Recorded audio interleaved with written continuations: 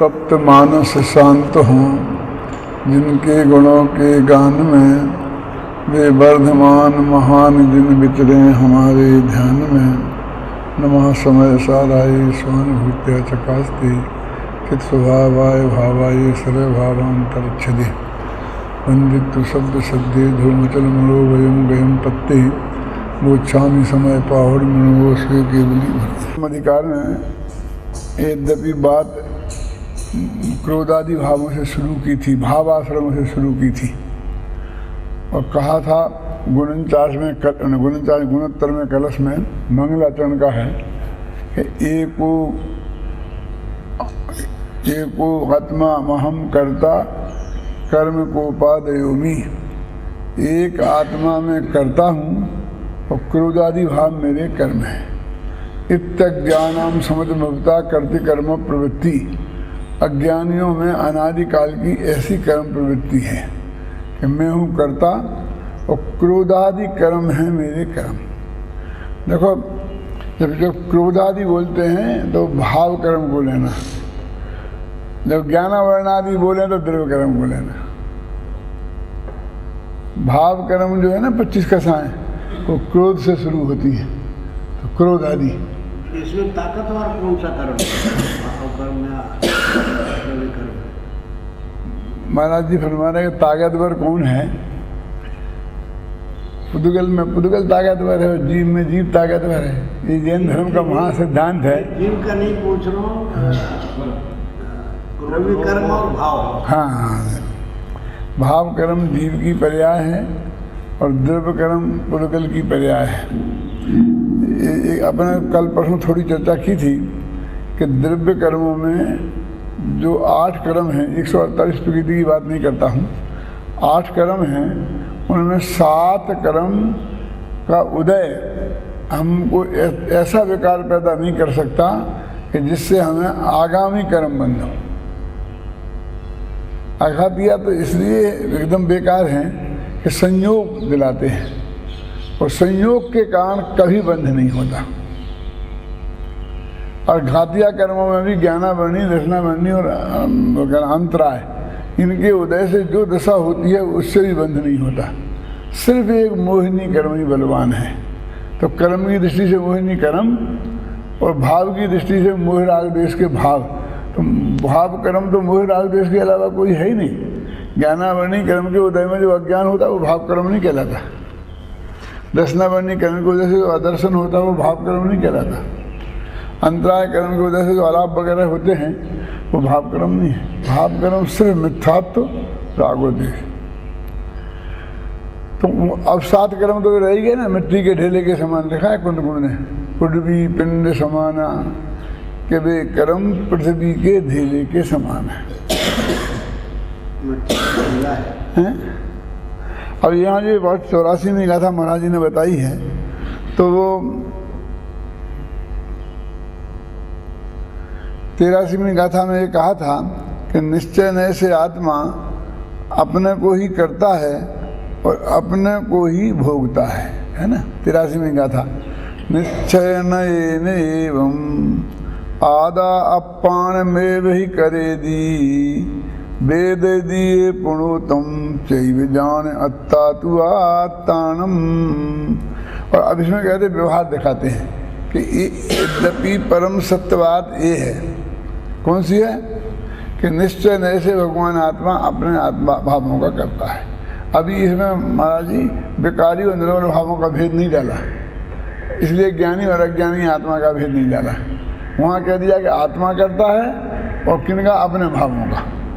तो ज्ञानादि भी अविकारी भाव है, रागादि विकारी भाव है, दोनों का करता है। एक का ज्ञानी, एक का अज्ञानी। तो ये कहते हैं दुनिया में व्यवहार तो हम ये कहते हैं कर्मों का करता है, ज्ञानावर्णादि कर्मों का करता है और मोह राग देश शरीर आदि 9 कर्मों का करता है। कहते व्यवहार से दुआदा पुग्गल कम्मम करेदि नेह विहम नो चैव पुणो बेई कम्म फलम पुग्गल कम्म फलम अनेक। व्यवहार नय से है आत्मा अनेक प्रकार के पुद्गल कर्मों को करता है और अनेक प्रकार के पुद्गल कर्मों को भेजता है। कल मैंने एक बात कही थी, तो इसमें जो 83 गाथा में भाव विभावक भाव और उत्तरंग निस्तरंग का भी तो थोड़ा सा हाँ हाँ प्रैक्टिकल रूप में 83 गाथा बोलो। भाव विभावक भावाभावक और फिर उत्तरंग निस्तरंग। हाँ, यथोत्तर निस्तरंग अवस्था समीर संचरण निमित्त हाँ, एक ये बात है इसमें कि जैसे हवा चलती है तो समुद्र में ऐसी तरंगें उठती हैं ऊपर को, और हवा मध्य पड़ती है तो वो तरंगें शांत हो जाती हैं। तो उस तरंग उत्तरंग और निस्तरंग माने हम तरंगों का उठना और तरंगों का शांत होना, ये में निमित्त हवा है, लेकिन उपादान वो समुद्र ही है। क्यों? क्योंकि जब समुद्र में भाटा आता है तो कितनी ही हवाएं चलें और कितनी ही नदियों का पानी समुद्र में गिरे, ज्वार नहीं आ सकता। और जब ज्वार आता है तो कितना ही ऊपर से सूरज की गर्मी पड़े और आप रोकें तो उस पानी को रोक नहीं सकते। तो हवा से यदि तरंगें उठती होती और हवा के से बंद होती तो ज्वार के काल में कम हवा में भी वो इतनी तेज तरंगें कैसे होती, और भाटे के काल में ऐसी क्यों होती है? फिर भी ये जो तरंगों का और हवा का चलना और नहीं चलना, इनका सहज ही निमित्त नैमित्तिक संबंध है। जब जब तरंगें उठेंगी तब गारंटी से हवा चल रही होगी, जब जब हवा चल रही होगी तब तब तरंगें उठेंगी। वो छोटी छोटी वाली तरंगें जो अंदर से उठती है ना, उसकी बात नहीं है। तो ये कहते हैं कि एक कर्म का उदय और आत्मा में मुख्य राग देश के परिणाम, आत्मा के मुख्य राग देश के परिणाम हैं ये तरंग है, और कर्म का क्रोध आदि कर्म का उदय है वो हवा है। तो अपन इससे देखो एक निर्णय होता है बहुत मार्मिक कि हमको बहुत तेज गुस्सा आ रहा, तो उससे ये निर्णय पक्का होता है कि हमारे तीव्र क्रोध कर्म का उदय है। अब उल्टा करो कि हमको तीव्र क्रोध कर्म का उदय हो तो तीव्र गुस्सा आएगा क्या? नहीं, तो कोई गारंटी नहीं है। मुनिराजों के कितना क्षमता भाव होता है और पुराना बहुत सा तीव्र कर्म का उदय आकर खिल जाता है। तो कर्म के उदय के साथ क्रोधादि विकार होने का नियम नहीं है, लेकिन क्रोधादि विकार हो रहे हों तो कर्म का उदय गारंटी से है, ये नियम है। माने उल्टा नियम है। ये धुआं अग्नि का होता है ना, कि धुआं है तो अग्नि अवश्य होगी, अग्नि हो तो धुआं हो भी हो नहीं भी हो। तो अभी दो हेतु होते हैं, एक कारक और एक ज्ञापक महाराश्री। कारक हेतु का मतलब उसको उसने किया है, और ज्ञापक माने उससे मालूम पड़ता है कि वो चीज़ वहाँ है। तो अग्नि धुआं का कारक हेतु है, क्योंकि अग्नि से धुआं आया है, और धुआं अग्नि का ज्ञापक हेतु है, क्योंकि धुआं को देखकर अग्नि का ज्ञान हुआ है। धुआं के ज्ञान से अग्नि का ज्ञान हुआ है, इसलिए वो ज्ञापक है। किया कुछ नहीं, धुआं ने अग्नि को पैदा नहीं किया, लेकिन जहाँ धुआं होगी तो अग्नि अवश्य होगी। तो जहाँ कर्म का मतलब द्रव्य राग देश होगा, क्रोध होगा, तो हम द्रव्य कर्म अवश्य होगा, एक ज्ञापक नियम है। यानी हमारा क्रोध तो दिखाई देता है, द्रव्य कर्म दिखाई नहीं देता। यद्यपि शास्त्रीय भाषा में बात करेंगे तो द्रव्य कर्म है स्थूल और भाव कर्म है सूक्ष्म। तो इसलिए हमें द्रव्य कर्म दिखाई देना चाहिए और भाव कर्म दिखाई नहीं देना चाहिए, लेकिन उल्टा है। द्रव्य कर्म सूक्ष्म है, क्यों?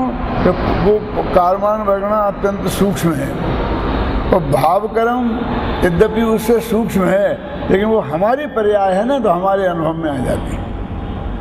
फिर कहता हूँ कि आपका द्रव्य कर्म और आपका भाव कर्म, मुझे आपका द्रव्य कर्म स्थूल होगा, भाव कर्म सूक्ष्म होगा, लेकिन मेरा द्रव्य कर्म और मेरा भाव कर्म, मेरे लिए भाव कर्म स्थूल है, क्योंकि गुस्सा आता हुआ मुझे दिखाई देता है, घमंड होता हुआ मुझे दिखाई देता है, लोभ होता हुआ मुझे दिखाई देता है, और क्रोध कर्म का उदय आ रहा है कि नहीं आ रहा ये दिखाई नहीं देता। तो ज्ञात से अज्ञात का अनुमान किया जाता है, तो क्रोध तो है ज्ञात, गुस्सा, और कर्म का उदय है अज्ञात। इससे हमको लगता है कि हमारे तीव्र क्रोध कर्म का उदय है।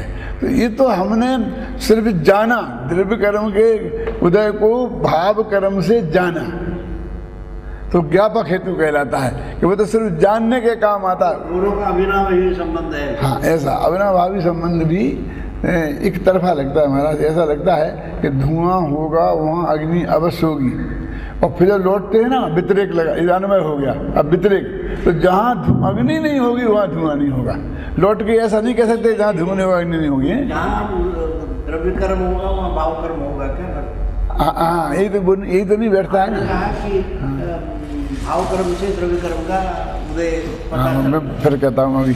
तो महाराज बहुत अच्छा प्रश्न है कि द्रव्य कर्म के उदय में भाव कर्म हुआ, तो भाव कर्म यदि हमें दिखाई दिया तो उससे ये नक्की है कि उसके द्रव्य कर्म का उदय है। एक बात तो पक्की हो गई। अब इनके उलटते हैं कि द्रव्य कर्म से भाव कर्म का नियम है कि नहीं है, जो आपने अभी पूछा मेरे से कि अंदर में द्रव्य कर्म का उदय हो तो भाव कर्म होगा कि नहीं होगा। यदि ये सर्वथा मान लें तो मोक्ष का मार्ग रुक जाता है, मोक्ष का मार्ग ही खत्म हो जाएगा। क्योंकि ऐसा अनादिकाल से आज तक कौन सा काल है कि जब इस जीव के मिथ्यात्व का उदय नहीं था। और मिथ्यात्व के नाश का पुरुषार्थ मिथ्या दृष्टि करते हैं, सम्यक दृष्टि नहीं, उनके तो मिथ्यात्व है ही नहीं। तो मिथ्यात्व के नाश का उपाय मिथ्यात्व के उदय के काल में होता है। जैसे तिलक ने नारा लगाया था ना, स्वतंत्रता हमारा जन्म सिद्ध अधिकार है, इसमें क्या बात है? अरे कैसे नहीं, जब उसके गुलाम थे जिनका सूरज नहीं डूबता था, उस वक्त ये कहना कि स्वतंत्रता हमारा जन्म सिद्ध अधिकार है, उसकी कीमत बहुत जुदी है, और आज कहना उसकी कीमत में बहुत फर्क है। वो ये कह रहे हैं कि द्रव्य कर्म के उदय से भाव कर्म में नियम से करना पड़े तो अनुपात में, मात्रा टू मात्रा, तो हमेशा द्रव्य कर्म मौजूद है अनादि से, और गुस्सा आता ही रहेगा, मिथ्यात्व होता ही रहेगा, और उससे नया कर्म बनता ही रहेगा। तो थोड़ा सा रास्ता तो खुला है। क्या रास्ता खुला है कि जब द्रव्य कर्म का उदय आए तो उस वक्त हम क्रोध ना करें, कि तीव्र नहीं करें, कम करें। ये हमारे हाथ में है। यदि इसे भी आप छीन लेंगे तो खत्म खेल, फिर तो वही अनादि परंपरा हो जाएगी। द्रव्य कर्म से भाव कर्म, भाव कर्म से द्रव्य कर्म, द्रव्य कर्म से भाव कर्म, भाव कर्म से द्रव्य कर्म। सामान्य रूप से तो द्रव्य कर्म और भाव कर्मों का तो अविनाभावी संबंध है। हाँ, बहुत छोटा जी ने मोक्षमार्ग प्रकाशक में लिखा है कि यदि पानी में आदमी बहता जाता हो तो तीव्र वेग हो तो उस वक्त हाथ पैर मारेगा तो हाथ पैरों में दर्द हो जाएगा, थक जाएगा और समुद्र में चला जाएगा। तो उस वक्त वो क्या करे कि चुपचाप बहे, और जब वो थोड़ा मंदा, जहाँ पर पानी हो, बाद में पास में वृक्ष हो, धारा थोड़ी मंद हो, तो वहाँ जो ताकत बची है हाथ पैर मार के फटाफट उसे पकड़ ले तो बच जाएगा। यदि वो सारी ताकत तीव्र वेग में खर्च कर देगा तो फिर वो मंद वेग में भी नहीं बच पाएगा। तो तीव्र कसाई के वेग में बचना बहुत संभव नहीं है, बहुत कठिन है, असंभव ही जैसा है। लेकिन मंद के उदय में उसकी उपेक्षा की जा सकती है। सांसार महाराज थे हमारे जन्म स्थान, हम 12-13 साल साथ रहे। विधवा मत करो और अंग्रेजी मत पढ़ो, कहेंगे पत्थर फेंकना शुरू कर दिया बाबू पार्टी। तो सातों से कहा सामायिक पत्थर फेंकने वाले मेरे को फेंक के देख के चले, किताब भी निकली। मैं पार्श्वनाथ भगवान का उदाहरण देता हूँ बहुत मान में। सबको पता है कि पार्श्वनाथ भगवान पर उपसर्ग हुआ, कमठ ने किया। अब मेरा एक टेढ़ा प्रश्न है कि उपसर्ग पुण्य के उदय से होता है कि पाप के उदय है? घबराना नहीं, मतलब सोचना आप गंभीरता से। कोई पुण्य के उदय से तो उपसर्ग होता नहीं, धर्म से तो उपसर्ग होता नहीं। कोई पुराना कोई पाप कर्म का उदय आया उनका, और उसी से वो उपसर्ग हुआ। और जितना तीव्र उदय आया मतलब उसी अनुपात में उपसर्ग में भी तीव्रता रही। तो बाहरी निमित्त तो कौन है? वो जो कमठ है, गालियाँ दे रहा है, पत्थर बरसा रहा है, तो वो निमित्त मौजूद है। अब उस निमित्त में पारसनाथ को गुस्सा करना अनिवार्य होता, तब वे भी पूर्ण वितरागी तो हुए नहीं। क्रोध कसाय तो उनकी थी उस वक्त, संतुलन क्रोध ही सही, और दूसरे मुनि राजाओं को गुस्सा आ भी जाता है, तो यदि वो रास्ता उसके अनुसार ही उनको काम करना पड़ता होता तो फिर भगवान पार्श्वनाथ को केवल ज्ञान नहीं होता। अब एक बात कही, तो ये बहिरंग निमित्त है, कौन? गालियां देना, अवसर करना। तो वो जो कर्म का उदय है वो अंतरंग निमित्त है। तो एक निमित्त के उदय को हम टाल सकते हैं, तो दूसरे उदय के निमित्त को क्यों नहीं टाल सकते? मतलब सामने वाला गालियां बकता रहे और हम अभी मतलब अनंतानंद जी के नहीं तो अप्रत्याख्याना बन के क्रोधी हैं, और हम शांत बैठे रह सकते हैं कि नहीं रह सकते हैं? तो हमारा कर्म का उदय भी जोर मारता रहे और हम शांति बैठे। अकाम निद्रा कैसे होगी? अकाम निद्रा कहते ही उसे हैं कि अंदर से हमारी प्रतिकूलता आवे और हम जानते हैं कि कुछ नहीं हो सकता है, तो मन कैसा ऐसे उसको समय को पास कर देना, निकाल देना, तो अकाम निद्रा होती कि नहीं होती? तो यदि उस क्रोधादिक को, कसायों को अपने बस की बात बिल्कुल नहीं होती तो फिर हम दुष्चक्र में फंस जाएंगे। इतना ही सा रास्ता तो खुला है मोक्ष मार्ग का कि जब कर्म का उदय आए और हम बेकार नहीं करें तो फिर नया कर्म नहीं बने, वो दुष्चक्र टूट जाए।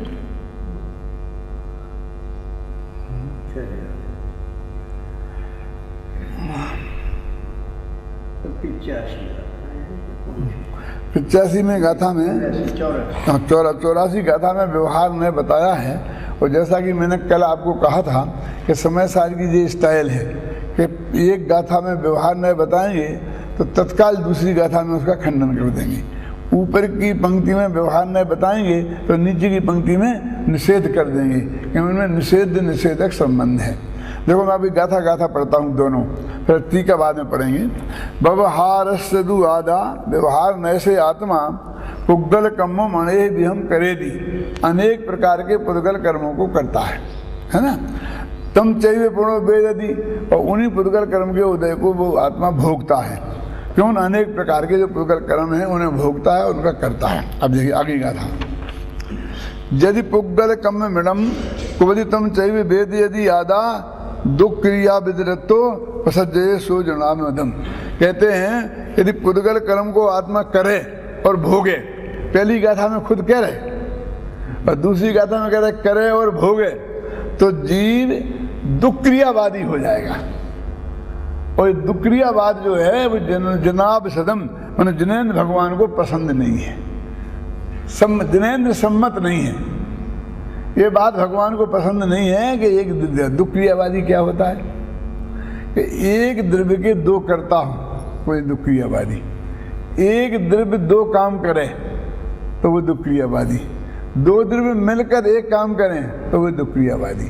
वो कहते हैं, इस बहुत अच्छा वर्णन है इसमें, और बनारसी दास के छंद बहुत अच्छे हैं इसमें, इन्हीं प्रकरण पर। तीर नाम का बहुत बड़ा दार्शनिक था। हाँ, विक्रियावादी था। हाँ, विक्रियावादी था।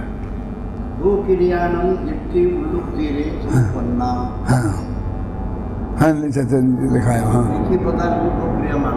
हाँ, एक ही कार्य से दो क्रिया। देखो मैं इसके कई उदाहरण देता हूँ आपको तो अंदाजा लगेगा आपको कि शुभ राग है, अब उसी से तो पुण्य बंध हो और उसी से मोक्ष मिले, माने बंध का अभाव हो, तो दो काम एक साथ कैसे हो जाते? ये एक कारण से दो काम, या तो उससे पुण्य का बंध का हो और या कर्म का अभाव का, है ना। अब आत्मा अपने भाव को भी करे और पुद्गल की क्रिया को भी करे, शरीर की क्रिया को भी करे और आत्मा के भाव को भी करे, तो दो क्रियावादी हो गए, दो क्रियाएं उसकी, क्योंकि पुद्गल के नहीं हुआ। मैंने एक छोटा सा उदाहरण देता हूँ, बहुत सरल है वैसे, कि करीब 35 साल पुरानी बात है महाराज, कि आदर्श नगर में मैं प्रवचन करने जाता था जयपुर में, तो वो चर्चा होती रहती थी। तो एक दफ़े मैं बड़े मंदिर से प्रवचन करके आया तो दो आदमी लड़ रहे थे, आप वहाँ बैठे थे, और झगड़े का कारण ये था, एक कहता था कि जो खाना खाते हैं ना तो जीभ खाता है कि पुद्गल, इस दुख क्रियावाद से संबंधित है। तो मेरे से उनने पूछा साहब हमारा झगड़ा निपटाओ, वो ये भी कहा ये कहते हैं ऐसा और ये कहते हैं ऐसा। मैंने कहा देखो भोजन का टाइम है, पहले तो चलो अपन करके देखते हैं कौन खाता है, फिर बाद में अपन बात करेंगे। बहुत तेजी में थे दोनों। फिर बैठ के हमने चर्चा की, तो मैंने कहा कि उससे कि देखो भैया, ये तो न जीव खाता है और न पुद्गल खाता है। तो एकदम गुस्से में बोला कि इतना अनाज चला कहाँ जाता है? ये जो इतना अनाज है, लाखों बोरी अनाज, यदि कोई न जीव पुद्गल कोई नहीं खाता है तो चला कहाँ जाता है? तो मैंने कहा ये बात तुम जगजीवन राम से पूछो। उस वक्त खाद्य मंत्री जगजीवन राम थे। तो क्या करें आप? मैंने कहा तुम्हारी समस्या वो अनाज कहाँ चला जाता ये है कि आत्मा क्या करता है, ये है। तुम्हें क्या निर्णय करना है? तुम आत्मा की बात जानना चाहते हो कि आत्मा क्या करता है और क्या नहीं करता है, कि अनाज कहाँ चला जाता है ये जानना चाहते हो। ये समस्या हमारी नहीं है।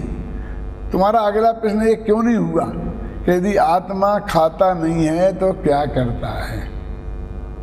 ख्याल में ना, जो आत्मार्थी होता है उसको अगला प्रश्न आत्मा संबंधी होता है ना, और जो भोजनार्थी है उसे अगला प्रश्न भोजन संबंधी होता है। पत्नियां दो प्रकार की होती हैं, एक पति की पत्नी और एक भोजन की पत्नी। क्या बात कर रहे भोजन की पत्नी? कि जब पति शाम को घर आया, उन्हें जल्दी खाना खाने बैठो, रात हो रही है कि नहीं आज भूख नहीं है, तो एकदम वो कहती है भूख नहीं है, कहाँ खा के आए? कि नहीं कहीं कुछ नहीं खाया है, लेकिन भूख ही नहीं है। तो तबीयत तो ठीक है ना, कुछ गड़बड़ तो नहीं है, बैठो बैठो लेट जाओ दवाई दूं। तो वो पति की पत्नी है।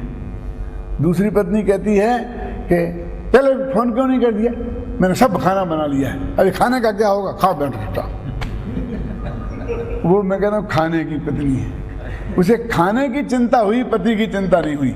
यदि पति ने भोजन करने से मना किया तो पति के बारे में चिंता नहीं हुई, खाए के बारे में चिंता हुई, खाने के बारे में। तो इस देश में खाना कोई समस्या है? लाखों लोग जो भूखे सोते हों, वहाँ खाने का क्या होगा? गाय हैं, भैंस हैं, कुत्ता हैं, बिल्ली है, क्यों? तो ऐसे ही हम आत्मार्थी हैं कि भोजनार्थी हैं, ये नक्की करो। लो हम कहते हैं हमारे यहाँ 1000 आदमी आएगा, शिविर है, ऐसा सुबह से क्लासें चलेंगी, आप सब लोग पधारना। तो उन लोग ने एक प्रश्न है साहब, बोलो। और भोजन? अरे भाई जयपुर के लोग भी खाना खाते हैं और आपको बुला रहे हैं तो आपको भी खाना खिलाएंगे, लेकिन तुम्हारा प्रश्न भोजन के बारे में क्यों हुआ? तुम्हारा प्रश्न कौन कौन सा विषय चलेगा, समय साथ चलेगा कि मोक्ष मार्ग प्रकाशक चलेगा, कौन पढ़ाएंगे, ये प्रश्न क्यों नहीं हुआ? तुम विद्यार्थी हो कि भोजनार्थी? काम तो दोनों होंगे, भोजन की व्यवस्था भी होगी और पढ़ाई भी होगी, लेकिन तुम्हारी दृष्टि कहाँ केंद्रित है?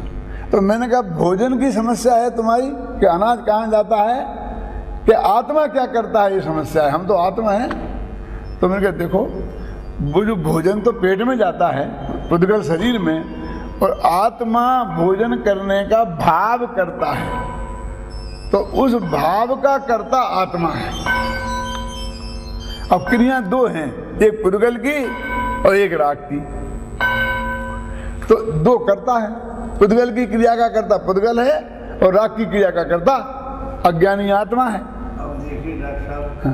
हम एक प्रश्न करते हैं, हाँ यदि शरीर खाता है तो मुर्दा खाता नहीं, हाँ हाँ आत्मा खाता है तो सिद्ध भगवान हाँ खाते नहीं, हाँ दोनों खाते हैं तो अनंत खाते नहीं खाता। हाँ मतलब फिर बोलो कहाँ जाता कहाँ है? महाराज ने बहुत अच्छा प्रश्न किया ना। यदि मुर्दा खाता है तो मुर्दा खाना चाहिए, अकेला शरीर खाता है तो अकेला आत्मा खाता है तो सिद्ध भगवान को खाना चाहिए, और यदि दोनों मिलके खाते हैं तो अनंत भगवान को खाना चाहिए, क्योंकि दोनों मौजूद हैं और अपने यहाँ कबला हाल है नहीं। तो असलियत में इसमें चक्कर क्या हुआ? वो दुख क्रियावाद का चक्कर है। ये दुख क्रियावाद है ना, क्योंकि वहाँ क्रियाएं तो दो हैं भोजन करने में, और हमने मान ली एक, कौन कौन सी हैं दो क्रियाएं? कि एक तो थाली का माल इधर पेट में जाना, क्षेत्र से क्षेत्रांतर, और एक है कि आत्मा में उसे खाने का राग होना। अब दो क्रियाओं का हमने एक नाम दे दिया तो हिसाब किताब नहीं बैठता है। अब हम अलग अलग नाम दें तो कहेंगे कि ये जो पुद्गल है यहाँ से यहाँ जाने का, इसका करता तो पुद्गल है, हमारी जिम्मेवारी नहीं है, और जो हमारे राग हुआ उसके करता आत्मा है। मेरा अनाहार कितनी देर रहता है डॉक्टर साहब? 2-3 समय। हाँ फिर कैसे मेल बताओगे? महाराज वो जो आहार है वो कबला आहार का निषेध है। उस वक्त कर्मों का आहार तो वहाँ भी होता है, माने जो ज्ञान वर्णादि कर्म बनते हैं ना, ये सब चालू रहता है। ये अनाहार किसके लिए काम है? हाँ, उन्हें में 1 और 2 3 अनाहार का, 1 से लेकर 2 3 समय जो है ना विग्रह गति में, एक शरीर को छोड़कर दूसरे शरीर में जाता है। सिद्ध जाए तो अवग्रह सीधा एक समय में, बाकी संसार में जाए तो 2 समय में, 3 समय में, तो उन समयों में वो अनाहारक रहता है। तो कौन सा आहार? हाँ, कबलाहार नहीं होता, सिर्फ इतना अर्थ है। बाकी हाँ होता है, बाकी होने दो, उतने देर के लिए कौलाहार नहीं होता, नहीं होता। हाँ ये भी तो गुण विषय है। हाँ, वो गुण तो है ही, लेकिन वो 2 या 3 समय के लिए सिर्फ भोजन नहीं होता, लेकिन कर्म का आहार, कायमान बरगना का बंधन तो वहाँ होता ही रहता है उस वक्त भी। तेजस बरगना, कायमान बरगना, इनका बंधन होता रहता है। अच्छा, अभी तीसरी बात चलती थोड़ी सी कि वो खाने की 2 क्रिया हुई, एक क्रिया राग की क्रिया और एक जड़ की क्रिया। तो जड़ की क्रिया का जड़ करता और राग की क्रिया का करता अज्ञानी आत्मा। तो अज्ञानी क्या करे? क्यों, खाना तो ज्ञानी भी खाते हैं, मुनिराज भी आहार लेते हैं कि नहीं? तो वे ना तो खाने की राग की क्रिया के करता है और न भोजन की क्रिया के करता है, तो वे क्या करते हैं? तो उन्होंने कहा कि जो उनके दिल में राग होता है, उस राग को और जो भोजन की क्रिया होती है, वे उन दोनों को जानते हैं। तो वे ज्ञान क्रिया के करता है। तो 3 क्रिया होंगी, ज्ञान क्रिया, राग क्रिया और जड़ की क्रिया, है ना? तो राग की क्रिया का करता ज्ञानी आत्मा, ज्ञान की क्रिया का करता ज्ञानी आत्मा और जड़ की क्रिया का करता जड़। मनासीदास को दोहा, ज्ञान भाव ज्ञानी करे, अज्ञानी अज्ञान, द्रव्य कर्म पुद्गल करे, यो निश्चय परवान। ये निश्चय का कथन है। अब व्यवहार नहीं तो दुख क्रियावादी है। इसने कह दिया ना, आत्मा जो है ज्ञाना वर्णादि कर्मों को करता है और भोगता है, पिछली कहा था 84 में। अब 5वें में उसका खंडन कर रहे हैं। यही निषेधक संबंध है शरीर में। पहले वो है प्रतिपादन, तो उसने किया प्रतिपादन और अगली गाथा में निश्चय ने उसका निषेध कर दिया। तो जो लोग ये कहते हैं कि समय सार में निश्चय की बात है, व्यवहार की नहीं, वो बात सही नहीं है। वो ऐसी बात है कि कोई ये कहे कि रामायण में राम की बात है, रावण की नहीं। लेकिन मैं आपसे बोलता हूँ कि मैंने रामायण पढ़ी है। 700 पेज के पद्म पुराण में 400 पेज रावण की चर्चा है और राम का नाम तक नहीं आता है। पढ़ लेना शुरू से। क्यों? कि राम के पिता दशरथ और सीता के पिता जनक, ये रावण के अंतर्गत राजा थे। माने ये रावण उन दोनों से भी उम्र में बड़ा था, दशरथ और जनक से। आप देखो पढ़ के, तो ये राम का जन्म नहीं हुआ। जब जन्म होने की बात आई थी तो उसने ऑर्डर दिया था इन्हें मरवा देना, क्योंकि इनके निमित्त से मेरा वो होगा। तो अब उसको राजा होगा ना, सम्राट। जब उसने आज्ञा दी विभीषण को कि तुम दोनों को मरवा दो, तो आप समझ लो कि जब वो इनका जन्म होने वाला था तब वो कितना बड़ा होगा, सम्राट, 3 खंड का मालिक था, है ना? तो अपनी बात क्या चल रही थी कि उसमें वर्णन रावण का ज्यादा है और राम तो बाद में आते हैं। तो बोलो उसका नाम रामायण क्यों रखा, रामायण क्यों नहीं? हाँ सुनो, तो उसका कारण है कि अंत में राम की जीत बताई ना, इसलिए वो रामायण है। जैसे कि अपन एक पहलवान के बहुत गीत गाएं, ख्याल में है ना, ऐसा पहलवान है, ऐसा है, ऐसा है, और अंत में कहेंगे फला पहलवान ने उसके 4 फाने चित्त कर दिया, तो वो सारी प्रशंसा जिसने चित्त किया उस पहलवान के खाते में जमा हो जाएगी। तो रावण के जितने गीत गाए, ऐसे रावण को लक्ष्मण या राम ने मारा तो सारी प्रशंसा ट्रांसफर हो गए, राम के खाते में जमा हो गई। अकेला राज्य ही नहीं हुआ 3 खंड का, बल्कि वो प्रशंसा भी, समझे ना? तो इस तरीके से वो रावण का भी वर्णन है और राम का। तो समय सार में व्यवहार का वर्णन भी है और निश्चय का। मैं ये नहीं कहना चाहता हूँ कि व्यवहार रावण है और निश्चय राम है, तो दोनों न्यायों का वर्णन है। इतनी सी बातें हैं, ख्याल में है ना? तो जो कोई भी कहानी होती है, उस कहानी में एक नायक होता है, एक खलनायक होता है, खूब धमाधम होती है और अंत में नायक खलनायक को खत्म कर देता है और भारतीय कहानी सुखांत होती है। आप जानते हैं ये ट्रेजेडी आई है जो हिंदुस्तान में, ये तो विदेश से आई है। हिंदुस्तान में तो नियम था काव्य शास्त्र का कि कोई ट्रेजेडी नहीं लिखेगा, सब काम, वही कॉमेडी होगी। मतलब अंत में सुखांत होना चाहिए। महाकाव्य, उपन्यास, कहानी जो भी हो, सुखांत होना चाहिए। 1 मिनट में बहुत मार्मिक बात बता रहा हूँ मैं आपको सुखांत के मामले में। तो सुखांत क्या है? एक था लड़का, एक 2 थी लड़कियाँ, उनमें खूब धुआंधार झगड़ा हुआ, ये हुआ वे हुआ, और अंत में वो लड़का लड़की जिनको प्रेम करते मिल गए, बस सुखांत हो गया। ये सुखांत है क्या भोगांत? तो कहानी खत्म वहाँ हो गई, तो सुखांत नहीं है। यदि सुखांत होना भारतीय संस्कृति है तो असली जैन कहानियां ही सुखांत हैं, क्योंकि तब तक उस कहानी का हम अंत नहीं करते हैं जब तक वो मोक्ष में ना पहुंच जाए। चलो 10 भव, 20 भव, 50 भव, मादिश से लेकर महावीर तक घुमाते रहे घुमाते रहे घुमाते रहे, ये खत्म करो ना कहानी। क्या अभी नहीं, कब रही है अनंत काल यथा तथा शिव, अब कहानी खत्म होगी बस। तो मोक्ष में जो कहानी खत्म हो वही वास्तव में सुखांत है, बाकी कहानियां तो भोगांत हैं।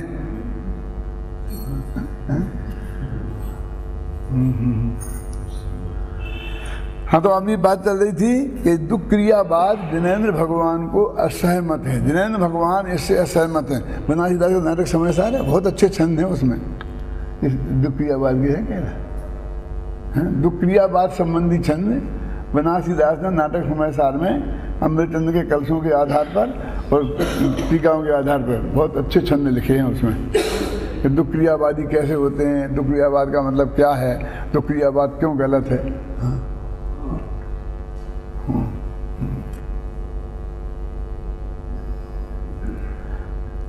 टीका पढ़ूं महाराज। इस लोक में जो क्रिया है वह पहले से ही सभी परिणाम स्वरूप है। इस कारण परिणाम ही है, कुछ भिन्न वस्तु नहीं है, और परिणाम तथा परिणामी दोनों अभिन्न वस्तु हैं, भिन्न भिन्न वस्तु नहीं है। इसलिए परिणाम परिणामी से पृथक नहीं है। इससे यह सिद्ध हुआ कि जो कुछ किया वह क्रियावान द्रव्य से पृथक नहीं है। इस प्रकार क्रिया का और क्रियावान की अभिन्नता है। ऐसी वस्तु की मर्यादा होने से जैसा जीव व्यापक व्यापक भाव से अपने परिणाम को करता है और भाव भावक भाव से उसी अपने परिणाम का अनुभव करता है, भोगता है, उसी तरह व्यापक व्यापक भाव से उद्गल कर्म को भी करे और भाव भावक भाव से उसी का अनुभव करे, भोगे, तो अपनी और पर की मिली हुई दो क्रियाओं का अभेद हुआ। ऐसा होने पर अपने और पर के भेद का अभाव हुआ। इस प्रकार अनेक द्रव्य स्वरूप एक आत्मा को अनुभव करने वाला मिथ्या दृष्टि होता है, परंतु ऐसा वस्तु स्वरूप जिनदेव के लिए नहीं कहा है, इसलिए जिनदेव के मत के बाहर है। देखो इसमें क्या है, मैं मार्ग की बात आपको बताता हूँ।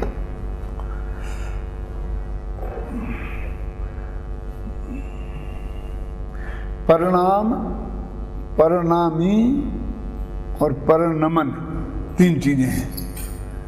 जैसे या परिणमति सकर्ता, वो परिणामी, या परिणमति सकर्ता, या परिणामा भवे तब कर्म, कर्म कर्मन ज्ञाना वर्णादि नहीं, करता कर्म वाला कर्म।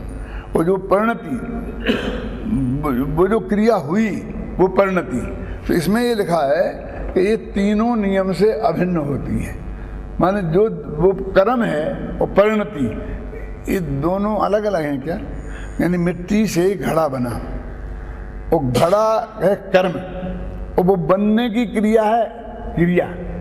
तो घड़ा बनना, बना और बनने की क्रिया क्या फर्क है?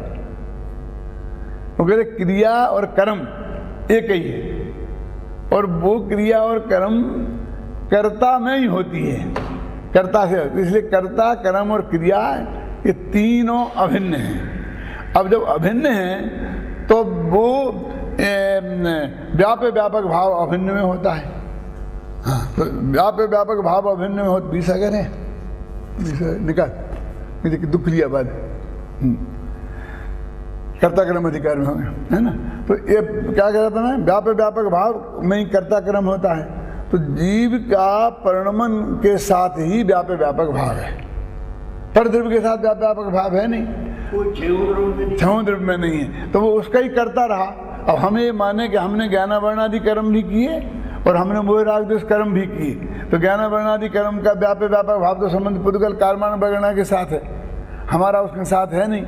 तो हमने क्या किया कि हम पुद्गल कर्म हैं ऐसा मान लिया, क्योंकि हमने उसको का कर्ता बने तो उसके व्यापक के साथ में हमारा संबंध हो गया तो हम जड़ हो गए। तो ऐसी गाथा है कि यदि तू कर्म का कर्ता जब बन सकता है जब तू जड़ बनने को तैयार है। जब तू कहता मैंने कर्म किया इसका मतलब तू जड़ है। और स्वामी जी ऐसा कहते थे कि भैंस का पति तो पाड़ा होता है, हैं? यदि तू भैंस का मालिक बनना चाहता है तो तुझे पाड़ा बनना होगा। यदि तू जड़ का कर्ता बनना चाहता है तो तेरे को जड़ बनना होगा, और जड़ बनना तो कोई पसंद करता नहीं।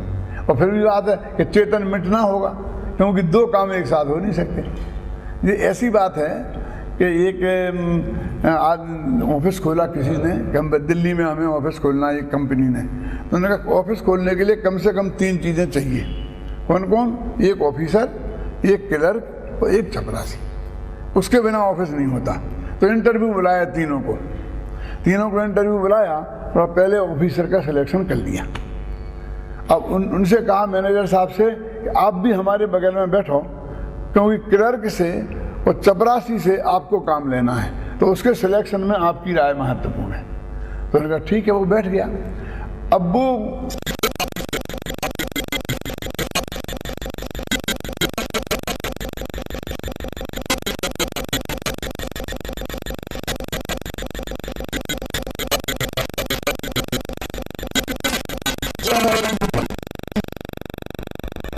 पत्र लिखने का ये करे, मैं कर लूँगा साहब।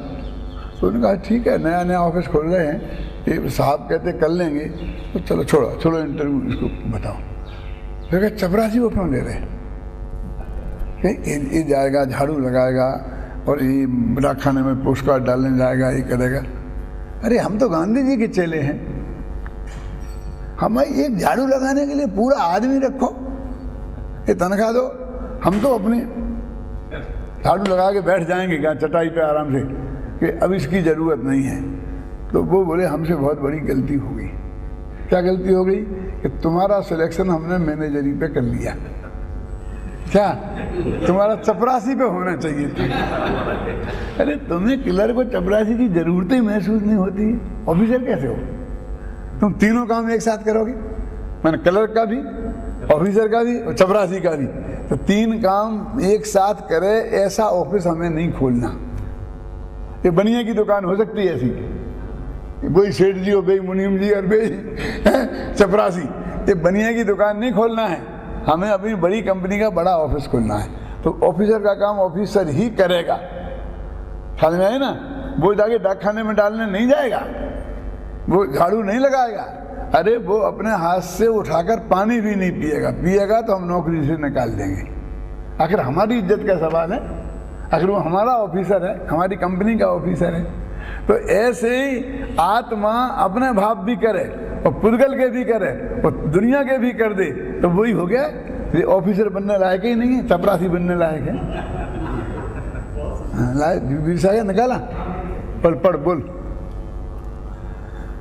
हाँ बोल, दुक्रियावाद के संबंधी छंद।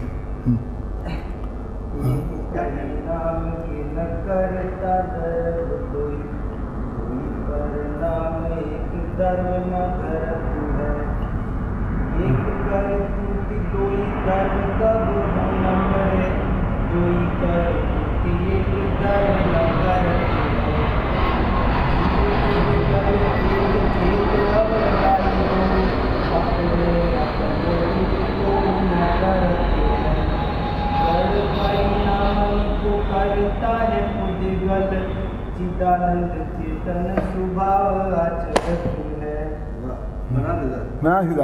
कर्म कर्तव्यता करे न करता दोय, जुधा जड़ सत्ता सभी एक भाव क्यों होए। और भी है कर्ता कर्म क्रिया करे, क्रिया कर्म करता, नाम वेद बहुविधि भयो वस्तु एक निर्धार।